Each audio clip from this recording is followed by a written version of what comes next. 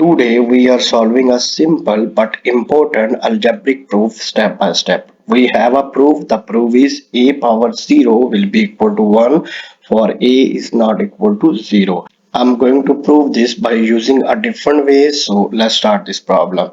The first method is using law of exponent. We know that a power m over a power m can be written like that, a power m minus m.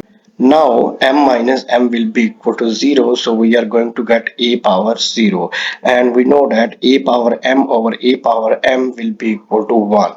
This means we have a power 0 is equal to 1. So we just proved this by using a method. Now I'm going to use the second method. The second method is pattern method, and we know that a power 3 can be written like that, a multiplied by a multiplied by a.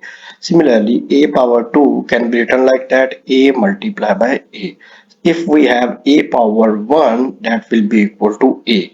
This means if I divide a power 1 with a, I will get a power 0. And we know that a power 1 divided by a will be equal to 1. This means a power 0 will be equal to 1. So we just solve this proof by using another method. Now let's start the third method. The third method is using a power m minus n. So we know that a power m minus n can be written like that, a power m over a power n, by using the exponent laws.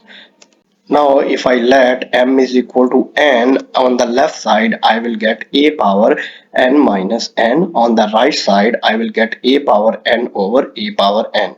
We know that a power n over a power n will be equal to 1 and n minus n will be equal to 0. So we are going to get a power 0 will be equal to 1. We just proved this by using the third method, a power 0 will be equal to 1.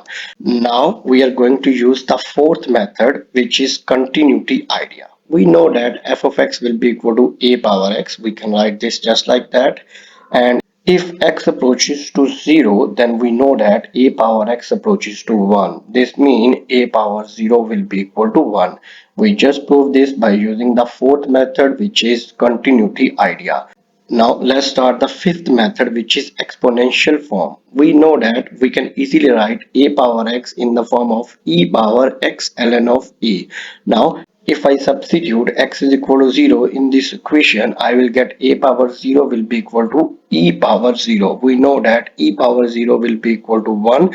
This means a power 0 will be equal to 1. So this was the fifth method that we proved that a power 0 will be equal to 1. If you like my video, please subscribe, and also if you have any question, please write that question in the comment. I will give you the answer of that question. Thank you.